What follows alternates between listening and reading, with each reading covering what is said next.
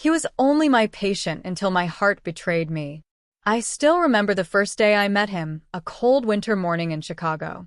Snowflakes swirled outside the tall glass windows of the hospital, melting into water droplets as they clung to the glass. The halls smelled faintly of antiseptic and coffee, a familiar mixture that had become part of my daily life. My name is Sarah Mitchell. I was 36 at the time, a nurse who had worked in the cardiac unit for more than a decade. I'd seen people at their best and worst, witnessed families break apart and come together again, and I'd carried the stories of countless strangers inside me. I thought nothing could surprise me anymore. But then came Michael Lawson. He was 42, brought in after collapsing at work. He was a construction supervisor, tall and strong, but that day he looked vulnerable, his skin pale, his breaths uneven. His eyes, though tired, carried a quiet strength that struck me. He wasn't my first patient that day, but for some reason, I couldn't look away. "Mr. Lawson, I'm Sarah," I said, adjusting his fore. "You're in the cardiac unit. You gave us all quite a scare." He smiled faintly despite his exhaustion. "Michael, please. Mr. Lawson makes me feel like I'm back in high school." There was a spark in his voice, a kind of humor that tried to soften the fear I knew he was feeling. I'd seen it before, the way people tried to laugh when they were terrified. Over the next week, Michael became my daily responsibility. His heart had shown signs of stress, and the doctors wanted him under observation. He hated the hospital food, so his teenage daughter, Emily, brought in takeout whenever she could. Emily was 16, shy and quiet, with long brown hair that reminded me of my younger self. I got to know them both quickly. Michael would tell stories about working on construction sites, about the men he supervised, about the satisfaction of seeing a building rise from nothing but dirt and foundation. He talked about Emily, too, how she was smart, stubborn, and his entire world. Her mother had left years ago, and since then, it had been just the two of them. I admired him for that. I'd grown up watching my own father raise me after my mom passed away, and something in Michael's devotion to Emily touched a place deep inside me. One evening, as I was checking his vitals, he asked me quietly, "Do you ever feel like life just got away from you?" The question caught me off guard. "What do you mean?" I asked.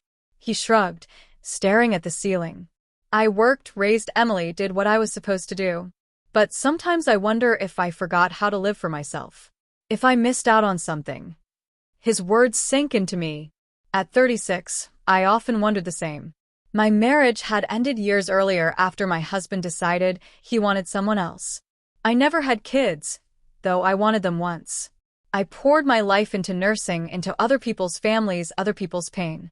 And sometimes, late at night, I wondered if I'd traded too much of myself away. We shared more conversations like that, quiet ones in the evenings when the ward slowed down. I told him about my love for books, how I found escape in the worn pages of old novels. He told me about Emily's dream to be an architect, how she sketched buildings in her notebooks during class. We laughed at silly things too, like the time his heart monitor kept beeping every time the Bears scored a touchdown on the TV in his room. When he was discharged, I thought that was the end. Patients come and go, and I learned long ago to keep a professional distance. But a month later, on a Saturday morning, I was leaving a grocery store when I heard someone call my name. "Sarah?" I turned and saw Michael, standing there with Emily. He looked healthier, stronger.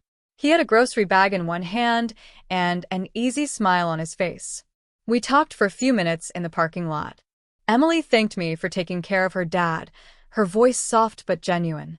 Before we parted, Michael asked, "Would you maybe like to have coffee sometime? As a thank you?" I should have said no. Nurses aren't supposed to cross that line with patients. But something in me hesitated, then betrayed me. "Sure," I said, surprising myself.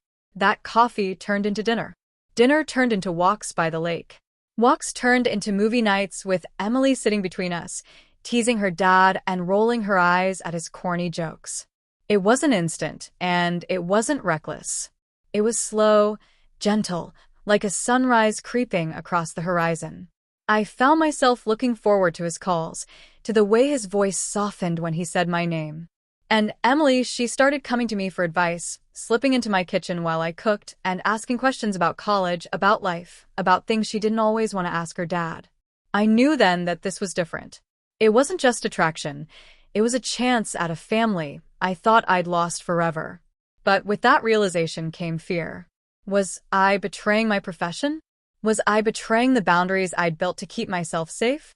Was I ready to step into the role of someone's partner again, someone's parent figure? One evening, after Emily had gone to bed, Michael and I sat on his porch. The summer air was warm, cicadas humming in the distance. He looked at me with those steady blue eyes and said, "I know you were my nurse first, and maybe this feels complicated. But Sarah, you make me feel alive again. Like I have a second chance. And I don't want to waste it." Tears filled my eyes because he put words to what I felt but hadn't dared to admit. "I'm scared," I whispered. He reached for my hand, his calloused fingers warm against mine. "Me too. But maybe that means it's worth it." We didn't rush. Over the months, we built something steady. We went to Emily's school concerts, to county fairs where the smell of fried dough filled the air, to church picnics where everyone brought potato salad or baked beans.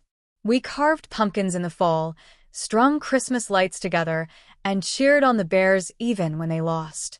Slowly, we became a family. There were challenges, of course. Emily had moments where she pulled back, worried that letting me in meant letting go of her mom completely. I reassured her, over and over, that I wasn't replacing anyone. I was just someone who loved her and her dad, someone who wanted to walk beside them. One night, when I was tucking her into bed after she'd fallen asleep on the couch, she stirred and whispered, "I'm glad it's you, Sarah. If it had to be anyone, I'm glad it's you." Those words melted every doubt I had. 2 years later, Michael proposed on that same porch where we first confessed our fears. The cicadas hummed again, and Emily stood behind him holding a little sign she had drawn that said, "Say yes, Sarah?" I laughed through tears as I said yes, not just to Michael, but to the family we had built together. When I look back, I realized that my heart didn't betray me that day. It saved me.